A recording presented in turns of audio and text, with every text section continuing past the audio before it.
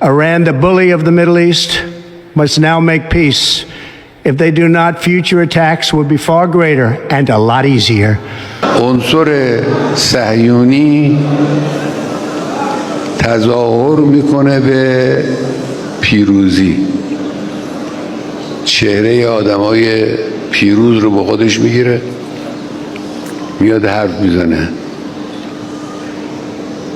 حرفای گزاف رجزخوانی میکنه. بدبخت، شما کجا پیروز شدید؟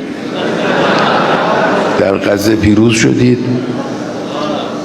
40 چند هزار نفر زن و بچه و کودک رو با بمب آدم بکشه و نتوانه مقاصدی رو که اول اعلام کرده یک دونش رو نتوانه تحقق ببخشه، این پیروزه؟ شما حماس رو نابود کردید، شما اسرای خودتون رو در غزه آزاد کردید، شما گفتید میخواهید حزب الله رو از بین ببرید. شخصی مثل سید حسن نصرالله با اون عظمت رو شهید کردید، تونستید حزب الله رو از بین ببرید؟ حزب الله زنده است، مقاومت فلسطین زنده است، حماس زنده است، جهاد زنده است. شما پیروز نیستید، شما شکست خوردید.